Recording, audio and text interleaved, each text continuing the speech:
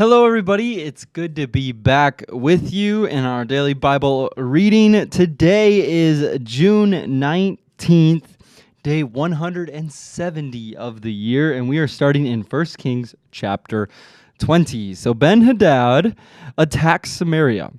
About that time, King Ben-Hadad of Aram mobilized his army, supported by the chariots and horses of 32 allied kings. They went to besiege Samaria, the capital of Israel, and launched attacks against it. Ben-Hadad sent messengers into the city to relay this message to King Ahab of Israel. This is what Ben-Hadad says: "Your silver and gold are mine, and so are your wives and the best of your children." "All right, my lord," the king, Israel's king, replied. "All that I have is yours." Soon Ben-Hadad's messengers returned again and said, "This is what Ben-Hadad says: I have already demanded that you give me your silver, gold, wives, and children. But about this time tomorrow I will send my officials to search your palace and the homes of your officials, and they will take away everything you consider valuable." Then Ahab summoned all the elders of the land and said to them, "Look how this man is stirring up trouble. I already agreed with his demand that I give him my wives and children and silver and gold. Don't give in to any more demands," all the elders and the people advised. So Ahab told the messengers from Ben-Hadad, "Say this to my lord, the king. I will give you everything you asked for the first time, but I cannot accept this last demand of yours." So the messengers returned to Ben-Hadad with that response. Then Ben-Hadad sent this message to Ahab: "May the gods strike me and even kill me if there remains enough dust from Samaria to provide even a handful for each of my soldiers." The king of Israel sent back this answer: "A warrior putting on his sword for battle should not boast like a warrior who has already won." Ahab's reply reached Ben-Hadad and the other kings as they were drinking in their tents. "Prepare to attack," Ben-Hadad commanded his officers. So they prepared to attack the city. Ahab's victory over Ben-Hadad. Then a certain prophet came to see King Ahab of Israel and told him, "This is what the Lord says: Do you see all these enemy forces? Today I will hand them all over to you. Then you will know that I am the Lord." Ahab asked, How will he do it?" And the prophet replied, "This is what the Lord says: The troop of the provincial commanders will do it." "Should we attack first?" Ahab asked. "Yes," the prophet answered. So Ahab mustered the troops of the 232 provincial commanders.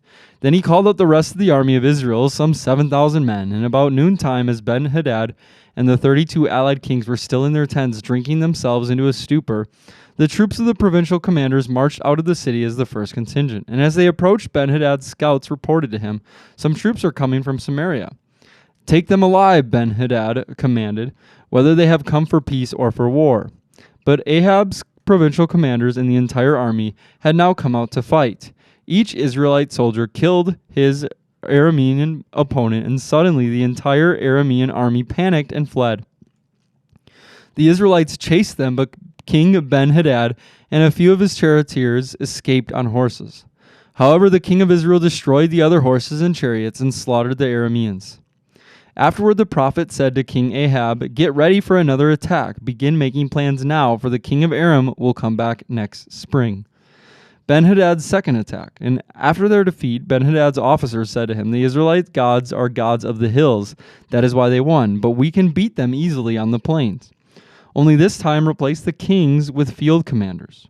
Recruit another army like the one you lost. Give us the same number of horses, chariots, and men, and we will fight against them on the plains. There's no doubt that we will beat them." So King Ben-Hadad did as was suggested. The following spring he called up the Aramean army and marched out against Israel, this time at Aphek. Israel then mustered its army, set up supply lines, and marched out for battle. But the Israelite army looked like two little flocks of goats in comparison to the vast Aramean forces that filled the countryside. Then the man of God went to the king of Israel and said, "This is what the Lord says: The Arameans have said, 'The Lord is a God of the hills and not the plains.' So I will defeat this vast army for you. Then you will know that I am the Lord." And the two armies camped opposite each other for 7 days, and on the seventh day the battle began. The Israelites killed 100,000 Aramean foot soldiers in one day. The rest fled into the town of Aphek, but the wall fell on them and killed another 27,000. Ben-Hadad fled into the town and hid in a secret room. Ben-Hadad's officers said to him, "Sir, we have heard that the kings of Israel are merciful. So let's humble ourselves by wearing burlap around our waists and putting ropes on our heads and surrender to the king of Israel. Then perhaps he will let you live." So they put on burlap and ropes, and they went to the king of Israel and begged, "Your servant Ben-Hadad says, 'Please let me live.'" The king of Israel responded, "Is he still alive? He is my brother." The men took this as a good sign and quickly picked up on his words. "Yes," they said, "your brother Ben-Hadad." "Go and get him," the king of Israel told them. And when Ben-Hadad arrived, Ahab invited him up into his chariot. Ben-Hadad told him, "I will give back the towns my father took from your father, and you may establish places of trade in Damascus, as my father did in Samaria." Then Ahab said, "I will release you under these conditions." So they made a new treaty, and Ben-Hadad was set free. A prophet condemns Ahab. Meanwhile, the Lord instructed one of the group of the prophets to say to another man, "Hit me." But the man refused to hit the prophet, and then the prophet told him, "Because you have not obeyed the voice of the Lord, a lion will kill you as soon as you leave me." And when he had gone, a lion did attack him and kill him. Then the prophet turned to another man and said, "Hit me." So he struck the prophet and wounded him. The prophet placed a bandage over his eyes to disguise himself and then waited beside the road for the king. As the king passed by, the prophet called out to him, "Sir, I was in the thick of battle, and suddenly a man brought me a prisoner. He said, 'Guard this man. If for any reason he gets away, you will either die or pay a fine of 75 pounds of silver.' But while I was busy doing something else, the prisoner disappeared." "Well, it's your own fault," the king replied. "You have brought the judgment on yourself." And then the prophet quickly pulled the bandage from his eyes, and the king of Israel recognized him as one of the prophets. And the prophet said to him, "This is what the Lord says. Because you have spared the man I said must be destroyed, now you must die in his place, and your people will die instead of his people." So the king of Israel went home to Samaria, angry and sullen. Chapter 21. Naboth's vineyard. Now there was a man named Naboth from Jezreel. He owned a vineyard in Jezreel beside the palace of King Ahab of Samaria. One day Ahab said to Naboth, "Since your vineyard is so convenient to my palace, I would like to buy it to use as a vegetable garden.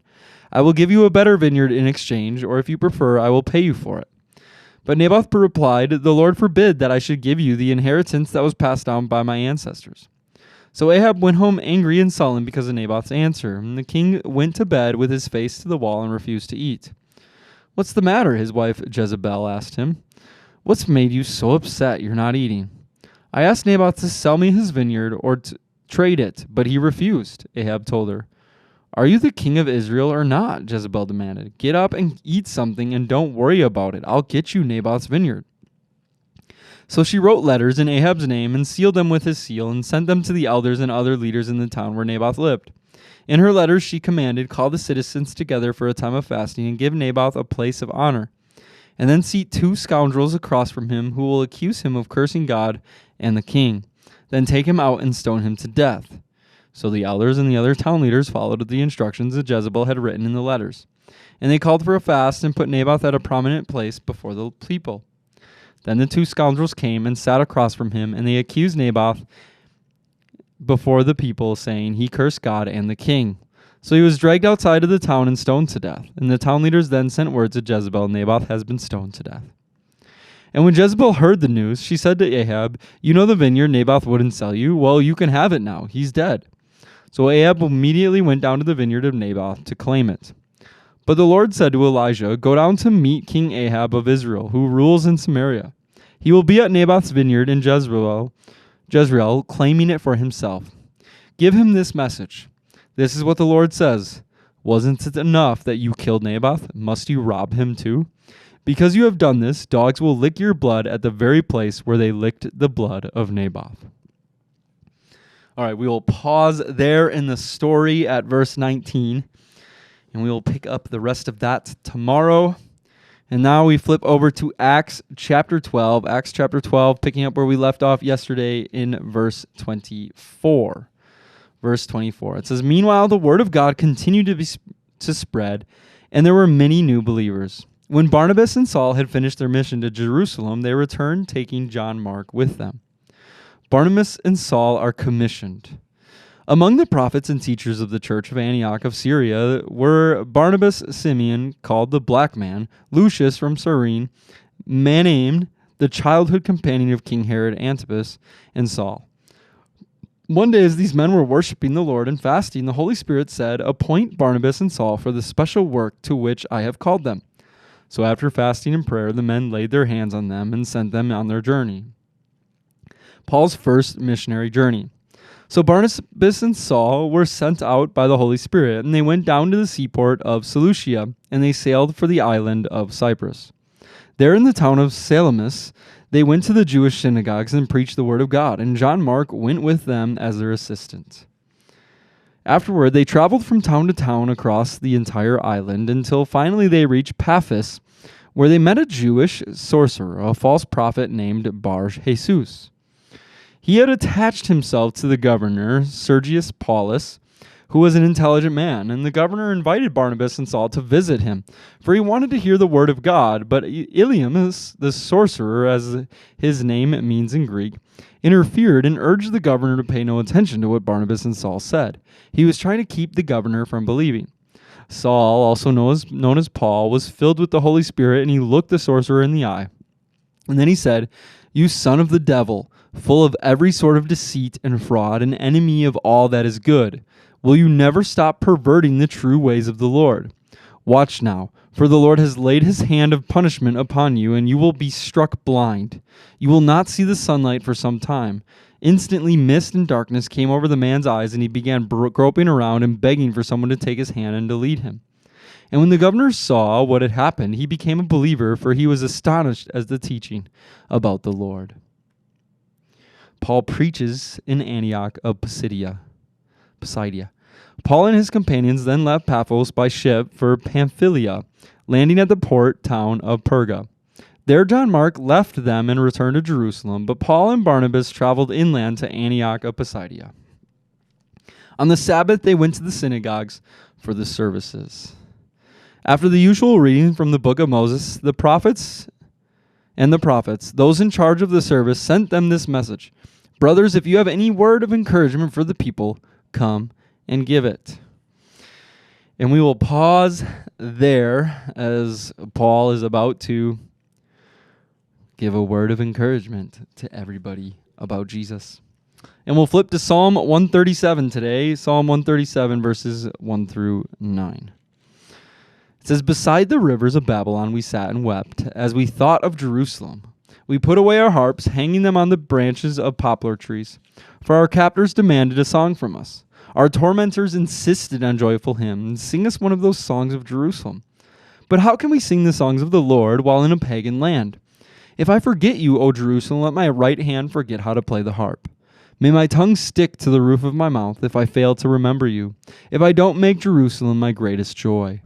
O Lord, remember what the Edomites did on the day the armies of Babylon captured Jerusalem. Destroy it, they yelled. Level it to the ground. O Babylon, you will be destroyed. Happy is the one who pays you back for what you have done to us. Happy is the one who takes your babies and smashes them against the rocks."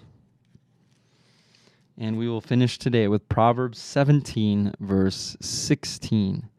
It says, "It is senseless to pay to educate a fool, since he has no heart for learning." And last but not least, we have our quote of the day for June 19th. It says, "The service of passionate devotion."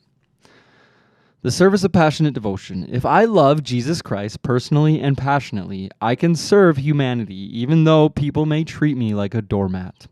The secret of a disciple's life is devotion to Jesus, and the characteristic of that life is its seeming insignificance and its meekness. John 21:16 says, "Do you love me?